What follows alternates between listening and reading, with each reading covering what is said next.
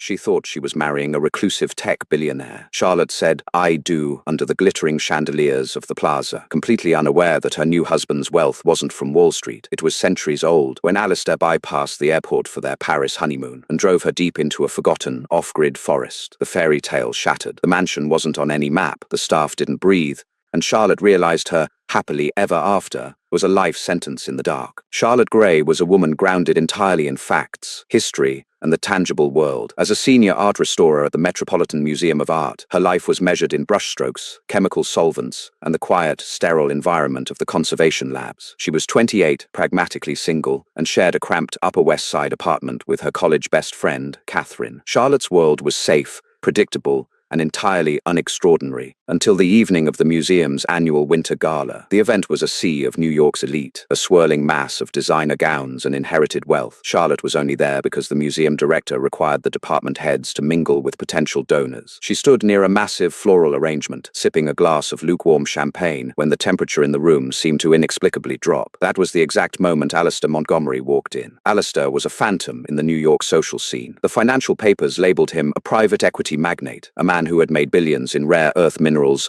and European real estate. He was rarely photographed, notoriously private and breathtakingly handsome. He possessed sharp, aristocratic features, raven dark hair, and eyes that were a piercing, impossible shade of pale grey. He moved with a liquid, predatory grace that parted the crowd of socialites as if by magic, and out of the hundreds of influential people in the room, those pale, magnetic eyes locked instantly onto Charlotte. "You look as though you'd rather be anywhere else," a low, velvet voice murmured beside her. Charlotte jumped, nearly spilling her champagne. Alistair had crossed the room so quietly she hadn't even heard his footsteps. Up close, his presence was overwhelming. He smelled faintly of rain on stone, cedar, and something sharp and metallic. "I prefer the art to the audience," Charlotte replied, trying to keep her voice steady. Alistair smiled, a slow, devastating curve of his lips that didn't quite reach his eyes. "A woman of substance. How rare." That night marked the beginning of a whirlwind, intoxicating courtship that defied all logic. Alistair was relentless. He didn't just date Charlotte, he consumed her reality. The following evening, he rented out the entirety of Per Se, just for the two of them. He sent hundreds of rare, blood-red Baccara roses to her restoration lab, their heavy perfume overwhelming the scent of turpentine and varnish. But looking back, there were red flags, bizarre, subtle anomalies that Charlotte, blinded by the sheer force of his charisma and the fairy tale nature of it all, willfully ignored. Alistair only ever met her after sunset. He claimed he suffered from a severe form of polymorphic light eruption, a rare extreme sensitivity to UV rays. His penthouse on Billionaire's Row overlooking Central Park had heavy mechanized blackout blinds that were never raised. He never ate during their dinners, always claiming he had just come from a massive business lunch or suffered from a restrictive dietary condition. His skin, flawless and pale, was always shockingly cold to the touch,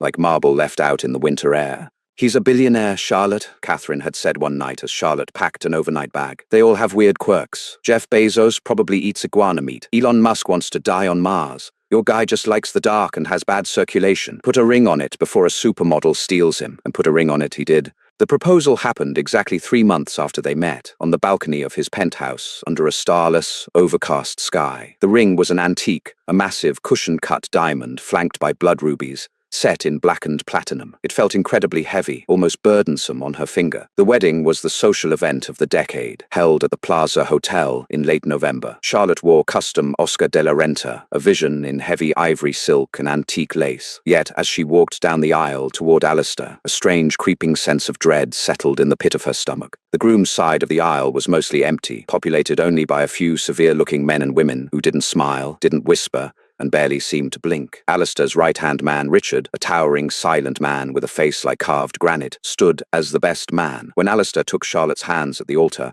his touch chilled her through the silk of her gloves. "I, Alistair, take you, Charlotte, to have and to hold," he recited, his voice echoing in the cavernous ballroom. "For eternity," he didn't say, "until death do us part." Charlotte barely registered the omission over the sound of her own heartbeat. As he leaned in to kiss her, she felt a sudden, sharp pressure against her lower lip, a kiss so intense it bordered on painful. The crowd erupted into applause, but as Charlotte looked out at the sea of faces, she realized the people on Alistair's side weren't clapping. They were simply staring at her, their eyes dark and hungry. The Manhattan illusion was complete. The trap had successfully been sprung. The itinerary was supposed to be simple. Following the reception, they were to be driven to Teterboro Airport, where Alistair's private Gulf Stream would whisk them away for a month-long honeymoon in Paris and the Maldives. Charlotte had packed linen sundresses, wide-brimmed hats, and French conversational guides. They slipped out the back entrance of the plaza at 1 a.m., avoiding the paparazzi. An imposing matte black armored Maybach waited at the curb. Richard was in the driver's seat. As soon as the heavy bulletproof door clicked shut, sealing them in the soundproof cabin, the atmosphere drastically shifted. The plush leather smelled intensely of that same metallic cedar scent Alistair wore. Charlotte let out a long, exhausted sigh, kicking off her designer heels and leaning her head against Alistair's shoulder. "Finally," she whispered. "I thought the photographers were going to blind us." Alistair didn't wrap his arm around her. He sat perfectly rigid, staring straight ahead at the opaque partition separating them from Richard. "The spectacle is over. Now we begin." Charlotte frowned, lifting her head. "Are we far from Teterboro? I can't wait to sleep on the plane." Alistair finally turned to look at her. The dim, ambient streetlights flashing through the tinted windows illuminated his face. The charming, attentive billionaire who had wooed her in crowded restaurants was gone. In his place sat a man whose features seemed sharper, almost predatory. His pale grey eyes looked utterly black in the shadows. "We are not going to Paris, my love," he said, his voice stripped of its usual warmth, leaving behind a cold, resonant authority. Charlotte laughed nervously. "What? Did you change the destination? Are we going straight to the Maldives?" "We are going home," Alistair replied simply. Charlotte pulled back, confusion giving way to a flicker of genuine anxiety. She glanced out the window. They were speeding north on the Henry Hudson Parkway, the glittering Manhattan skyline shrinking in the rearview mirror. They were heading out of the city toward upstate New York. "Alistair, what are you talking about? Your penthouse is home. My things are packed for Europe." She reached for her designer clutch to grab her phone. "Let me check the flight." Before her fingers could brush the leather purse, Alistair's hand shot out, his grip wrapped around her wrist like a steel vice. It wasn't just a firm hold. The physical strength behind it was inhuman. The intense, freezing cold of his skin shocked her system. "Do not reach for your phone, Charlotte," he commanded softly. "You're hurting me," she gasped, trying to yank her arm away. It didn't budge a millimeter. Panic, raw and suffocating, spiked in her chest. "Alistair, let go of me. What is going on?" He released her wrist slowly, his gaze burning into hers. "You are my wife now. You belong to me. The rules of your previous life no longer apply. You will learn to obey, and you will learn to adapt." Charlotte scrambled backward, pressing her back against the opposite door of the Maybach. She frantically pulled at the door handle, but it was deadlocked. She pounded her fist against the thick, reinforced glass. Richard, pull the car over. I want to get out." The partition remained dark. The car only accelerated, the engine a low, powerful hum as they merged onto the interstate heading deep into the Adirondack Mountains. "Save your breath," Alistair said, leaning back into the luxurious leather seating, entirely unfazed by her panic. "The glass is soundproof, and even if it weren't, Richard answers only to me. He has served my family for 200 years. Charlotte froze. The absurdity of the statement momentarily cut through her terror. 200? What? Are you insane? Alistair, stop this car right now. This is kidnapping." "It is a homecoming," he corrected calmly. "I could not leave you in that filthy, crowded city. You are a queen now, Charlotte. Though you do not understand it yet, I have elevated you. The human world is a fleeting, decaying thing. Where we are going, time does not exist." For the next 4 hours, Charlotte sat huddled in the corner of the car, trembling violently. She watched in horror as the GPS screen on the center console lost its signal, the digital map fading into a blank gray grid. The paved highway gave way to a 2-lane mountain road, and eventually Richard turned off the main route entirely onto a treacherous, unpaved logging path, completely swallowed by a dense, suffocating forest of ancient pines. There were no streetlights, no signs of civilization, just the sweeping beams of the Maybach's headlights cutting through a thick, unnatural fog that seemed to roll off the trees. Charlotte watched Alistair out of the corner of her eye. He hadn't moved an inch in hours. He didn't fidget, didn't stretch his legs, didn't so much as blink. He was a statue carved from ice, watching the dark woods roll by with an expression of deep, ancient satisfaction. "Who are you?" she whispered, her voice cracking, the reality of her nightmare finally settling over her. Alistair turned his head slowly. The ambient light caught his mouth, and for the first time Charlotte noticed the elongation of his canine teeth, sharp and brilliant against his pale lips. "I am exactly what I promised to be," he murmured. "Your eternity." The Maybach finally slowed as the dense tree line broke, revealing a clearing so massive it defied the rugged geography of the mountains. Rising from the mist, illuminated by cold, archaic gas lamps, stood Ironwood Estate. Charlotte gasped, pressing her hands against the cold glass. It wasn't a house, it was a fortress. The architecture was a terrifying blend of Victorian Gothic and medieval monstrosity, boasting black stone turrets, sprawling wings, and hundreds of narrow, arched windows that stared out into the dark like hollow, dead eyes. Massive wrought-iron gates, intricately forged into the shapes of writhing briars and ravens, slowly swung open automatically as the car approached. There was no driveway, only a sprawling courtyard of crushed black obsidian that crunched loudly under the Maybach's tires. As the car rolled to a stop, the heavy front doors of the manor opened. A line of staff stood on the grand stone portico. There were about a dozen of them, dressed in impeccably tailored, antiquated uniforms. They stood in perfect, unnatural stillness. No one shivered in the freezing mountain air. No one shifted their weight. Richard opened the car door. The biting cold of the mountain night rushed in, chilling Charlotte to the bone through her thin silk wedding dress. She refused to move. Alistair stepped out seamlessly, then leaned back in, offering his hand. "Come, Charlotte, your subjects are waiting." "I'm not getting out," she cried, tears finally spilling over her cheeks. "I want to go back. Please, Alistair, I won't tell anyone. Just let me go." His expression hardened, the last vestiges of his human facade crumbling away. With terrifying speed, he reached into the car, clamped his hand around her waist, and practically lifted her out onto the obsidian gravel. Charlotte stumbled, her knees weak, but his iron grip kept her upright. "Do not embarrass me in front of my household," he hissed into her ear, his breath devoid of any warmth. "Walk with your head high."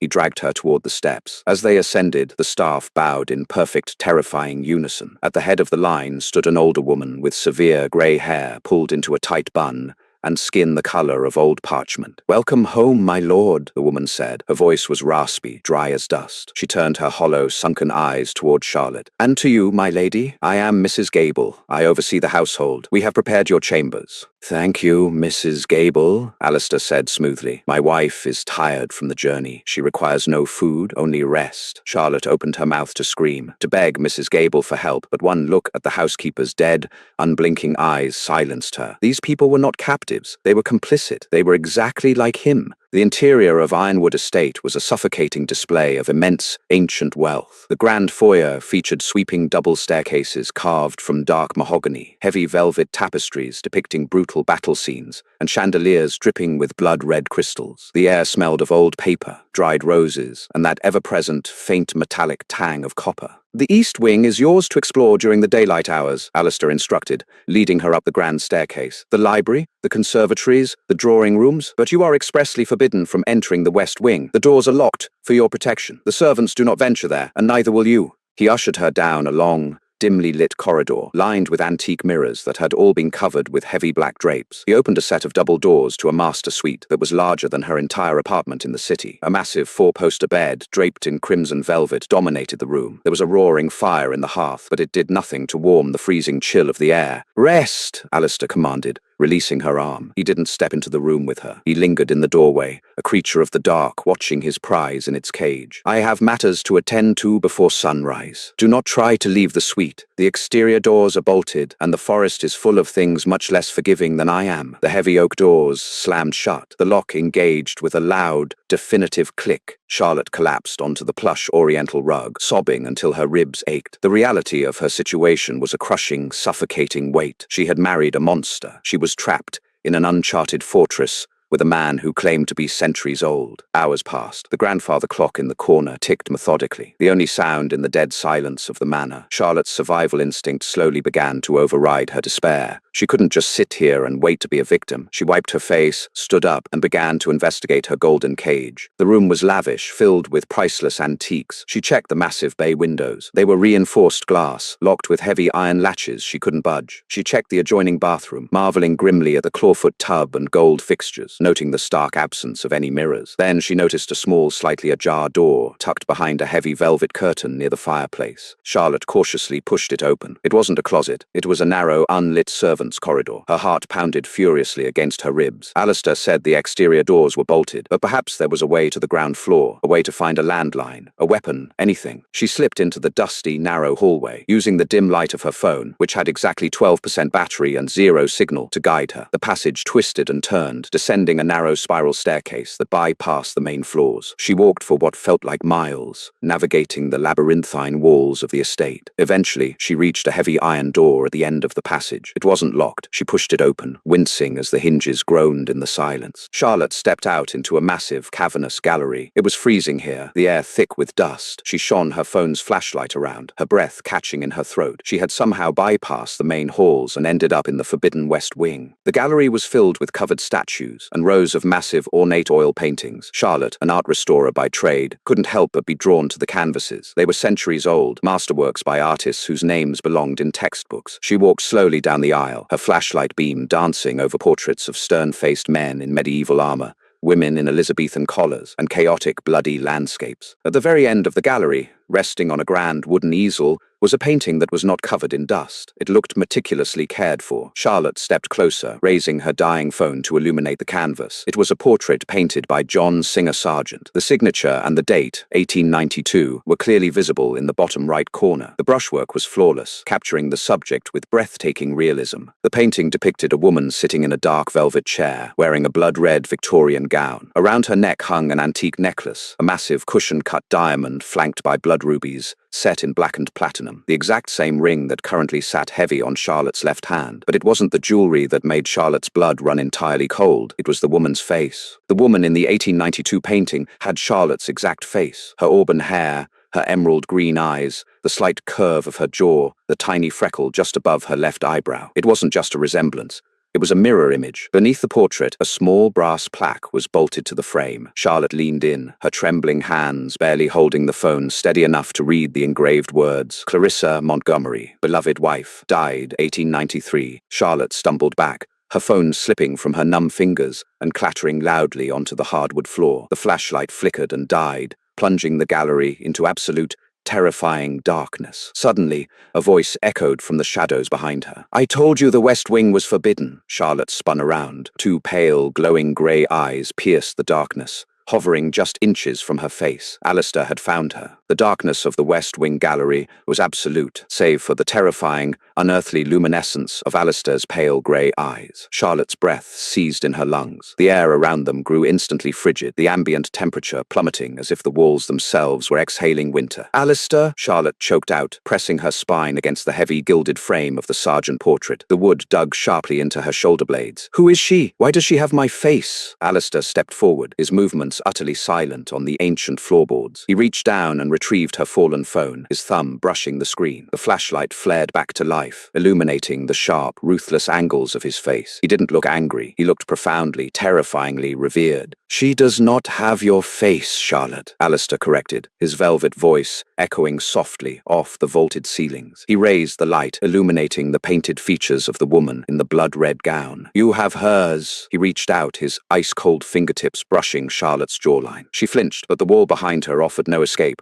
"Clarissa," he murmured, the name rolling off his tongue with a heavy, centuries-old grief. "My first and only true wife, the jewel of the New York elite. When I first met her at an Astor family masquerade in 1890, she was wearing a gown of crushed sapphire. She was the only human I ever deemed worthy of eternity. But human bodies are so devastatingly fragile." Charlotte's mind raced, struggling to process the impossible. "You're telling me I'm a reincarnation? That's madness. I'm a conservator at the Met. I grew up in Connecticut. My parents were dentists. Biology is a chaotic, repetitive machine," Alistair replied dismissively, stepping back to admire the portrait. "I have spent 134 years scouring the globe for the genetic echo that would bring her back to me. Do you know how much a man can build in a century, Charlotte? I funded the expeditions that unearthed the tomb of Tutankhamun just to search for ancient preservation texts. I manipulated the stock market crash of 1929 to bankrupt rival covens. I built my fortune in private equity, hiding in plain sight behind modern banking conglomerates, all while employing thousands of private investigators to search the world for your face." The puzzle pieces of their whirlwind romance violently snapped into place. The instant obsession, the refusal to take her out in daylight, the antique ring that now felt like a lead weight on her finger. "You don't love me," Charlotte whispered, the realization hitting her like a physical blow. The charming billionaire who had rented out Per Se and sent Baccara roses had never existed. "You don't even know me. You just wanted her back." Alistair turned to her, his expression hardening. "You are her, the soul soul is the same. It is merely confused by a century of modern noise. You just need to remember, I brought you to Ironwood Estate to strip away the meaningless human life you constructed. Here, surrounded by her things, wearing her jewels, you will shed Charlotte and become Clarissa once more. I am not Clarissa! Charlotte shouted, pushing past him. The sudden burst of adrenaline fueled her legs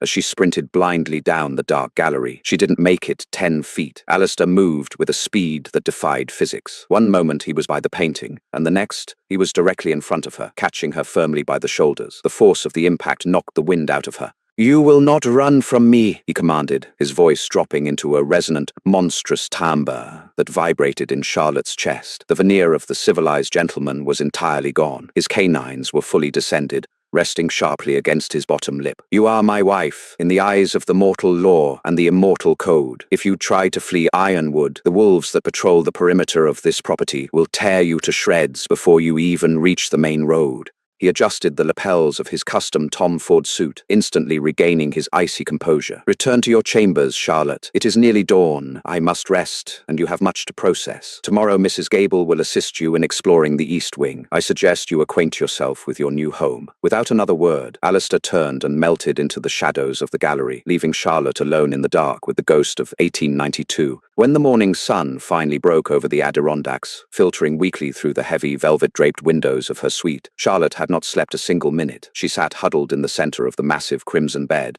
her mind running 1,000,000 miles an hour. Alistair was a vampire. The staff were either vampires or brainwashed thralls. She was imprisoned in a high-tech, off-grid fortress masked as a Victorian manor, located miles from civilization, and the man holding her captive believed she was the reincarnation of his dead wife. A sharp, rhythmic knock at the door broke the silence. The locks clicked, and Mrs. Gable entered, pushing an antique silver trolley. The housekeeper's skin looked even more parchment-like in the daylight, her eyes sunken hollows of obedience. Good morning, my lady, Mrs. Gable croaked. I have brought you breakfast, freshly imported brioche, Vermont butter, and Earl Grey tea. The master is resting in his crypt beneath the foundations. You have the run of the East Wing until sunset. Charlotte stared at the tray. Her stomach churned violently, but her pragmatic mind, the mind of a historian and researcher, kicked in. If she was going to survive, she needed energy, she needed a clear head, and she needed information. Thank you, Mrs. Gable, Charlotte said, forcing her voice to remain steady. I will eat in the conservatory. As you wish, Mrs. Gable bowed stiffly and withdrew. 30 minutes later, Charlotte ventured out of her suite. The manor in daylight was no less terrifying. It simply looked older, more tragic. The silence was absolute. No birds chirped outside the reinforced glass. No staff bustled in the halls. She found the conservatory at the end of the East Wing. It was a sprawling, glass-domed room filled with overgrown, exotic flora. Twisted vines of deadly nightshade, black orchids,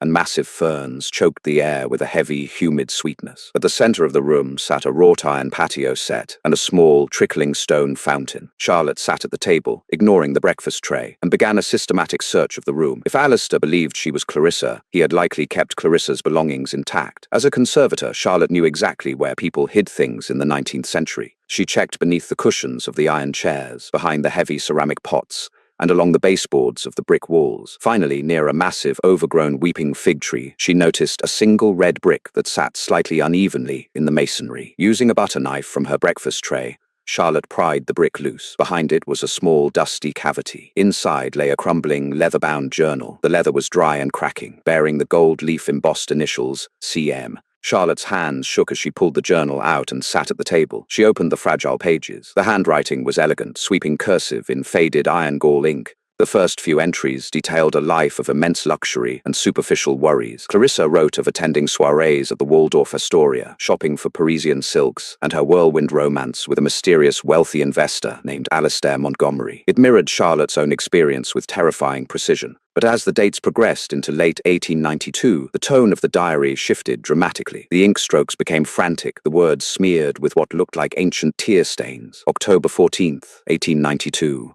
He does not sleep in a bed. I found him in the cellars today, resting inside a coffin lined with soil. I am married to a demon. He drinks from the servants. I hear their muffled screams in the night, but in the morning, they smile at me with hollow, dead eyes. He says he is preparing me for the dark gift. He says we will rule the shadows together. Charlotte's blood ran cold. Clarissa hadn't been a willing participant in Alistair's dark fairy tale. She had been a terrified captive, just like Charlotte. She flipped the pages rapidly, scanning the frantic scrawlings. November 2nd, 1892. I tried to run. Richard caught me at the iron gates. Alistair was furious. He did not strike me. He is too refined for physical violence. But he locked me in the West Wing gallery for 3 days without food. He says my human weakness disgusts him, but it will soon be cured. He plans to turn me on the night of the winter solstice, my 29th birthday. Charlotte stopped reading, her heart slamming against her ribs. Her 29th birthday. Charlotte's own 29th birthday was exactly 3 weeks away, on the winter solstice. The horrific parallel was undeniable. Alistair was recreating history, step by step. She turned to the final, hastily written page of the diary. The ink was heavily blotted, the handwriting barely legible. December the 20th, 1892. Tomorrow is the solstice. I will not let him take my soul. I have stolen a bottle of laudanum from Mrs. Gable's medicinal cabinet. If I cannot escape this fortress in life, I will escape it in death. I write this hidden behind the weeping fig, praying to God that if some poor, wretched soul ever finds themselves trapped by Alistair Montgomery, they read this warning. Do not trust his promises of eternity. The only thing waiting for you in the dark is an endless, waking nightmare. Find the master key in his study. The lock code for the perimeter gates is the year of his mortal death, 1745. Run. Charlotte closed the diary, the brittle leather groaning under her grip. A cold, fierce determination replaced the paralyzing fear that had gripped her since the Maybach ride. Clarissa Montgomery had chosen death over becoming a monster. She had died in this very house, driven to suicide by the man who claimed to love her. But in her final moments, she had left behind the exact tools Charlotte needed to survive. Alistair thought he had brought home a docile reincarnation, a woman who would quietly accept her fate and don the antique diamond ring. He had underestimated the modern woman entirely. Charlotte was a scholar, a survivor, and she now held the keys to his undoing. She carefully placed the diary back into the wall cavity and replaced the brick, ensuring it looked entirely undisturbed. She dusted the dirt from her trembling hands and sat back at the wrought iron table. She had 3 weeks. 3 weeks to find the master key in a vampire's heavily guarded study, bypass a staff of undead thralls, and unlock the perimeter gates using the code 1745. As the antique grandfather clock in the hallway chimed the noon hour, Charlotte took a slow, deliberate sip of her lukewarm Earl Grey tea. The game of cat and mouse had officially begun, and she had no intention of being the prey. For the first 14 days of her captivity, Charlotte became the world's greatest actress. Survival dictated that she shed her modern independence and stepped seamlessly into the role of the tragic, subservient Victorian bride. She stopped asking questions about the outside world. She ceased her demands for a telephone. When Alistair rose from his subterranean crypt just after dusk, she greeted him in the grand foyer, her eyes demurely cast downward, wearing the heavy silk gowns he had Mrs. Gable deliver to her chambers. Alistair was thrilled. His pale grey eyes gleamed with arrogant triumph as he watched her seemingly surrender to his reality. "The modern noise is fading," he whispered one evening, kissing her cold cheek. "Clarissa is waking up." But beneath the corseted silk and the terrified exterior, Charlotte's mind was a hyper-focused machine. She was an art restorer. Her entire career was built on extreme patience, forensic observation, and the meticulous unraveling of hidden layers. She applied these exact skills to Ironwood Estate. During the daylight hours, when Alistair was paralyzed by the sun and confined to his crypt, Charlotte mapped the enemy's territory. She noted the exact routines of the undead thralls, organizing their movements in her mind to identify the blind spots in the manor's security. The Ironwood Daylight Security Matrix, 8 a.m. to 10 a.m. Mrs. Gable oversees the cleaning of the grand foyer and the East Wing corridors. High visibility, 10 a.m. to 12 p.m. The perimeter guards, massive, silent men who smelled like wet fur, patrol the exterior courtyard. Exterior lockdown, 12 p.m. to 2 p.m. Staff retreat to the subterranean kitchens to prepare the evening's meals. Primary vulnerability window, 2 p.m. Sunset. Richard stands guard at the entrance of the West Wing, complete impassability. Her target was Alistair's private study, located on the second floor of the East Wing, just past the library. According to Clarissa's 1892 diary, the master key to the perimeter gates was kept there, but getting inside was a seemingly impossible task. The door was solid mahogany, locked with a heavy brass deadbolt, and flanked by 2 unblinking thralls at all times, except during the crucial 2-hour window at midday. Charlotte needed a distraction, and she found it in the very art that Alistair hoarded. On her 8th day, she convinced Alistair to let her set up a small conservation workspace in the library. "If I am to spend eternity here," she had murmured to him, staring at a smoke-damaged 17th century landscape, "I wish to preserve your collection. It connects me to the past." He had eagerly provided her with the chemicals she requested: distilled water, ethanol, acetone, and ammonia. To a layman,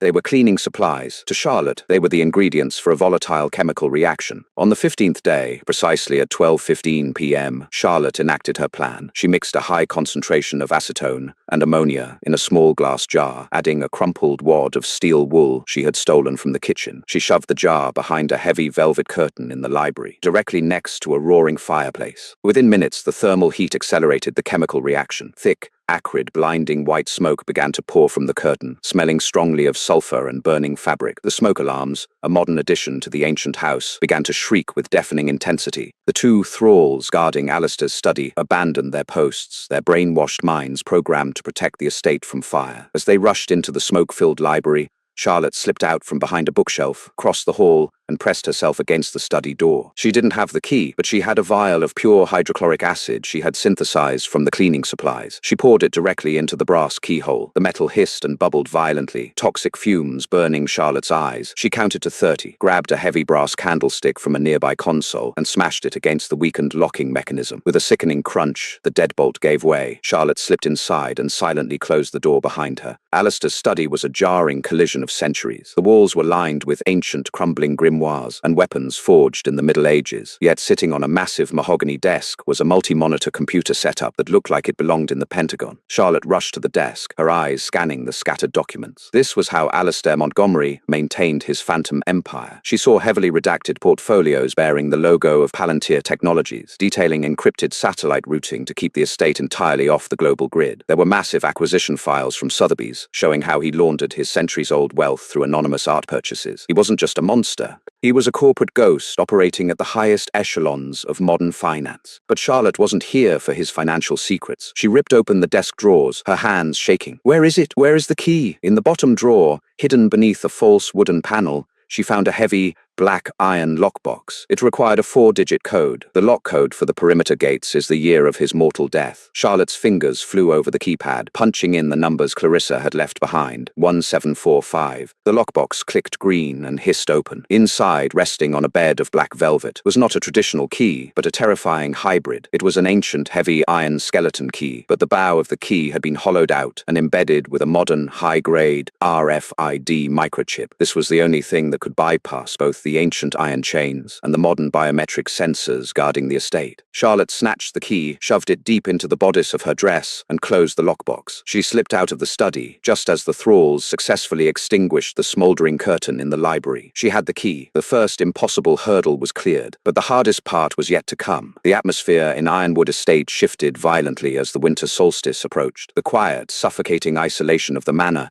was replaced by a frantic, dark energy. Exactly 1 week before Charlotte's 29th birthday, Alistair informed her that they were hosting a banquet. "The old blood is gathering," he told her, standing by the fireplace in her suite. As she sat frozen at her vanity, he held out a heavy garment bag. "They have heard whispers that my queen has returned. Tonight, you will be formally presented to the inner circle. You will wear this." Charlotte unzipped the bag. Inside was a breathtaking, terrifyingly familiar gown of blood-red velvet and black lace. It was an exact replica of the dress Clarissa wore in the 1892 John Singer Sargent portrait. "It's beautiful," Charlotte lied, her voice hollow. Alistair smiled, his fangs catching the firelight. "Do not disappoint me tonight, Clarissa. They are not as civilized as I am." When Charlotte descended the grand staircase at midnight, the foyer was unrecognizable. The chandeliers were dimmed, casting long, monstrous shadows across the walls. The air was thick with the scent of roasted meat, heavy perfumes, and a metallic undertone that made Charlotte's stomach violently rebel. The dining hall was filled with roughly 24 guests. They wore modern haute couture, Tom Ford, Chanel, Alexander McQueen, but their eyes betrayed their true nature. They moved with predatory,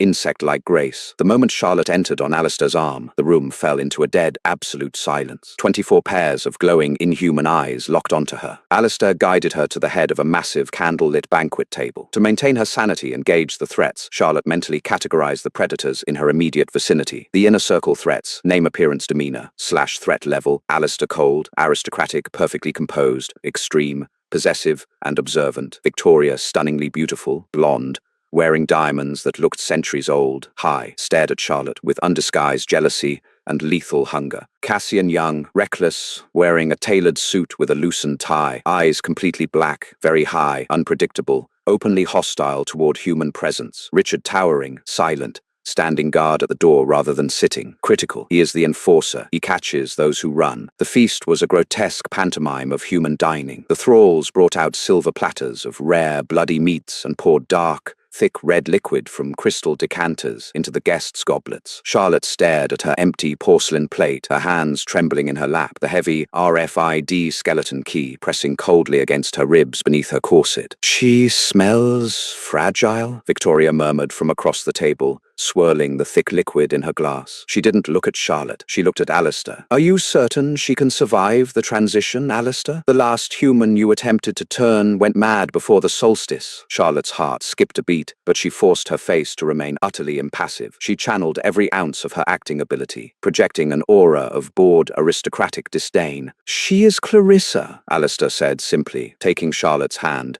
and kissing her knuckles. His skin was freezing. "She possesses a fortitude none of you could comprehend." Cassian, seated to Charlotte's right, leaned in uncomfortably close. He smelled like expensive cologne and fresh copper. "Is that so?" he whispered, his voice a low, vibrating purr. "She doesn't look like a queen. She looks like a terrified little bird waiting for its neck to be snapped." Cassian reached under the table, his icy, marble-hard hand clamping painfully over Charlotte's knee. Panic spiked in Charlotte's chest, but she knew if she screamed, she would prove him right. If she acted like prey, the entire room would tear her apart. She needed to assert dominance. She needed to act like the monster Alistair believed her to be. With a swift, fluid motion, Charlotte grabbed a heavy, silver steak knife from the table. Without breaking eye contact with Cassian, she slammed the blade down directly between his outstretched fingers, burying the tip 2 inches deep into the solid oak dining table. The entire room gasped. The silence that followed was deafening. Cassian froze, looking at the knife quivering, just a millimeter from his pale skin. He slowly raised his eyes to meet Charlotte's. "Touch me again," Charlotte said, her voice dropping into a cold,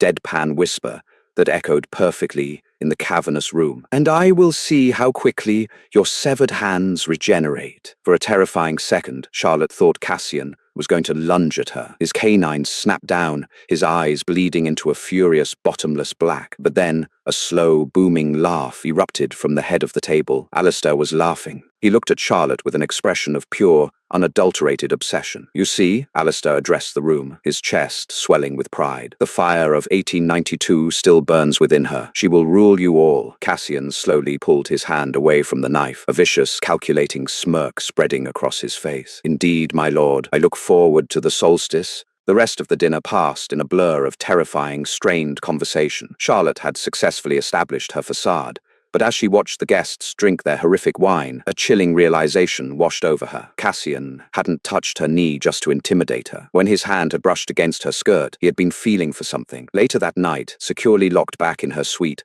Charlotte reached into her corset to retrieve the heavy iron key. Her blood ran entirely cold. The key was still there, but the modern RFID microchip that had been embedded in the bow, the only piece of technology that could bypass the perimeter's biometric locks, had been expertly, silently pried out. Cassian had stolen the chip. Charlotte collapsed onto the edge of the velvet bed, the air leaving her lungs in a shaky, terrified gasp. She was trapped. She had the iron key, but without the chip, the gates would remain permanently sealed. Cassian knew she was planning to escape, and he had just taken her only ticket out. The solstice was exactly 7 days away, and Charlotte was no longer just fighting Alistair. She was caught in the middle of a deadly, centuries-old political war between vampires, and she was the main course. For 48 hours after the Blood Moon banquet, Charlotte existed in a state of sheer, suffocating dread. Without the RFID chip, the heavy iron key was just a useless piece of antique metal. The perimeter gates of Ironwood Estate were an impenetrable fortress of modern security and ancient magic, sealing her inside with a coven of monsters. The winter solstice was only 5 days away. If Charlotte didn't adapt, she was going to die, or worse, be reborn into a nightmare. Charlotte realized she had fundamentally misjudged the situation. She had been treating this like a hostage scenario, trying to sneak out the back door. But you don't sneak away from apex predators. You have to turn them against each other. Cassian didn't steal the chip to impress Alistair. If he wanted to expose her, he would have done it at the banquet. He stole it for leverage. Cassian was ambitious, reckless, and deeply resentful of Alistair's ancient, unwavering authority. During the daylight hours of her 22nd day of captivity, Charlotte snuck back into the library. She didn't need to break into Alistair's study again. During her first infiltration, she had slipped a small,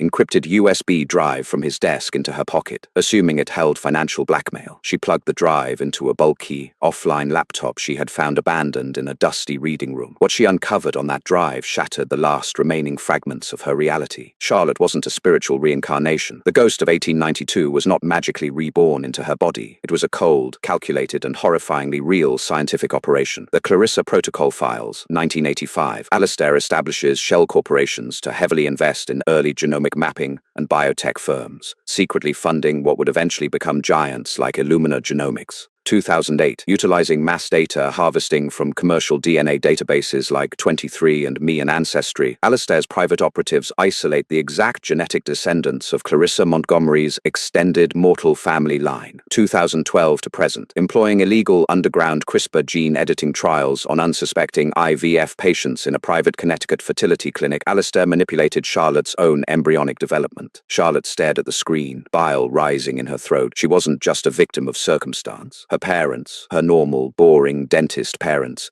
had gone to a high-end fertility clinic because they struggled to conceive. Alistair had orchestrated her very existence. He had bred her like a prize-winning show dog, meticulously manipulating alleles and chromosomes over decades to perfectly recreate the face, the hair, and the eyes of his dead wife. She wasn't a queen, she was a lab rat. The revelation ignited a cold, lethal fury inside Charlotte. The terrified Victorian bride died in that dusty library, replaced by a woman with nothing left to lose. That evening, as dusk settled over the Adirondacks and the undead began to stir, Charlotte bypassed the dining hall and walked straight into the West Wing's billiards room. Cassian was there, casually racking a set of ivory billiard balls, a glass of thick red liquid resting on the edge of the mahogany table. "You're a long way from your cage, little bird," Cassian purred, not looking up from the table. "Alistair will be terribly displeased." "Alistair's displeasure is the least of your concerns," Charlotte replied evenly, stepping into the dim light. She pulled a thick stack of printed documents from her corset, the financial ledgers she had decrypted from the USB drive. "I want the chip, Cassian, and in exchange I'm going to give you the keys to the kingdom." Cassian paused, his black eyes flicking to the papers. "You think you have something I want?"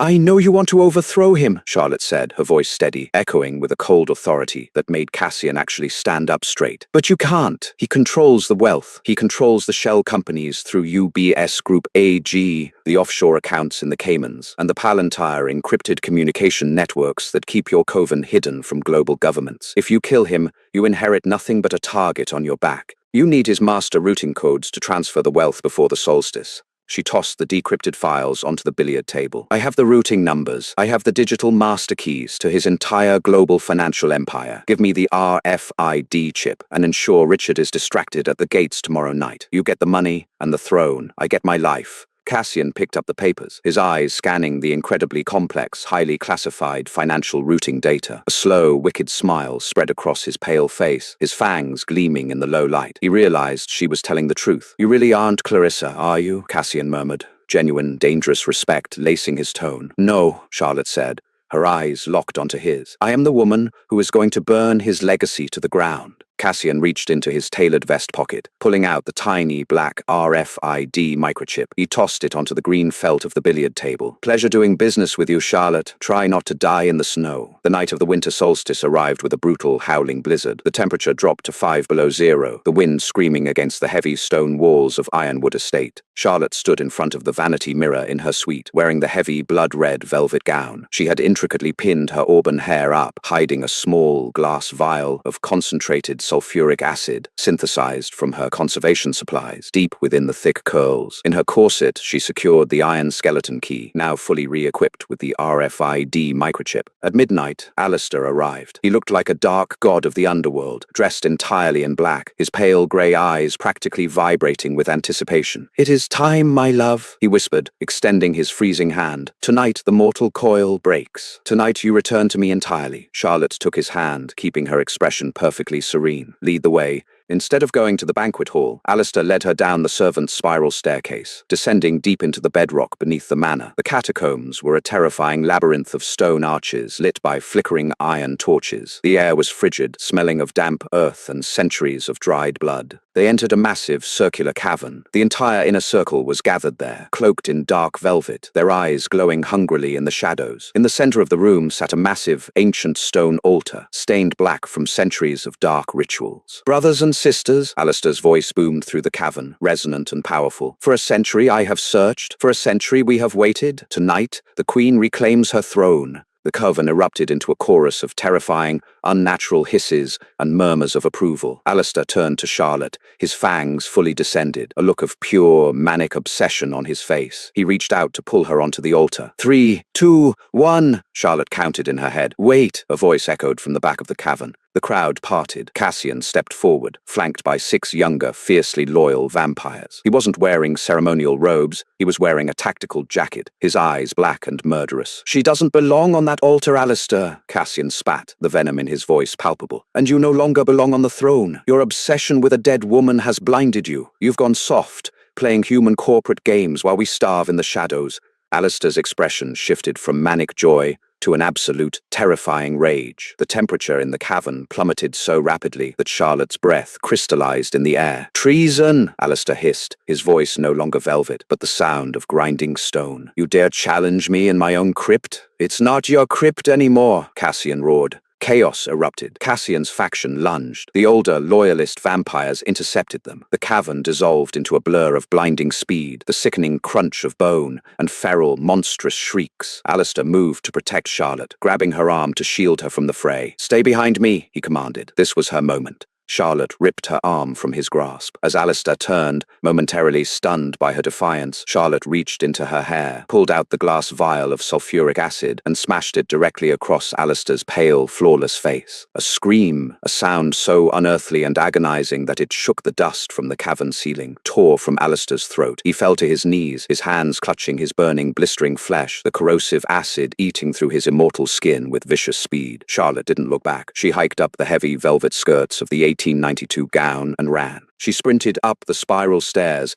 her lungs burning, her heart hammering against her ribs like a trapped bird. She burst out onto the ground floor, crossing the empty grand foyer. The front doors were unguarded. Cassian had kept his promise. Charlotte threw her shoulder against the heavy oak doors, bursting out into the freezing, howling blizzard. The obsidian gravel of the courtyard tore through her thin silk slippers, but the adrenaline masked the pain. The massive wrought iron gates loomed 50 yards ahead, barely visible through the blinding snow. She was halfway there when a massive shadow dropped from the roof of the portico, directly into her path. It was Richard. The towering enforcer didn't look human anymore. His jaw had unhinged slightly, his eyes entirely black, his posture hunched and feral. "You belong to the master," Richard snarled, stepping toward her. Charlotte stumbled backward, her hand frantically reaching into her corset. She didn't have any acid left. She pulled out the heavy iron skeleton key, holding it like a pathetic weapon. Richard laughed, a low guttural sound, and lunged at her. But as he moved, a massive, deafening crack echoed over the howling wind. Richard's chest violently exploded outward. He stumbled, looking down at the massive, gaping hole where his heart used to be, before collapsing face first into the snow. Charlotte gasped, dropping to her knees. Standing 20 yards to her left,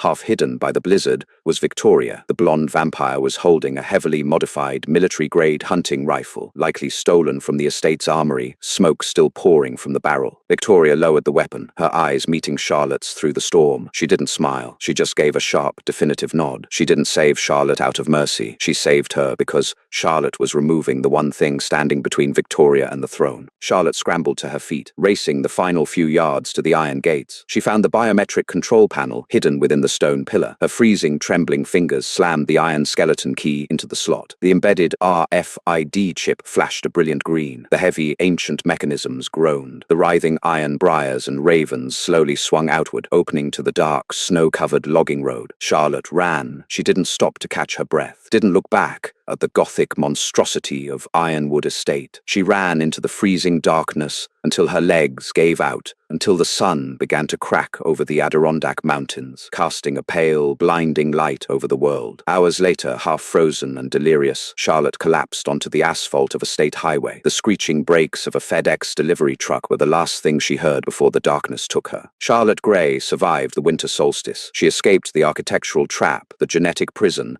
and the monster who engineered her. But as she lay recovering in a sterile hospital room in Albany, days later, she looked down at her left hand. The antique cushion-cut diamond ring was gone, lost somewhere in the snow. But Charlotte knew the truth. Vampires don't forgive, and billionaires don't forget. Alistair Montgomery was still out there, his face scarred, his empire fractured, and his obsession burning hotter than ever. The fairy tale was over, but the war for her soul had only just begun. Charlotte pulled off the ultimate escape, but with Alistair surviving that brutal acid attack and his genetic obsession completely exposed, the hunt is far from over. Will Cassian's treasonous coup hold up, or is the Vampire King already planning his ruthless revenge to drag Charlotte back to the dark? The twists are only getting crazier, and you absolutely cannot miss what happens next. If you loved this intense, dark romance thriller, smash that like button, share this story with your friends, and make sure to subscribe to the channel so you're first in line for the epic continuation.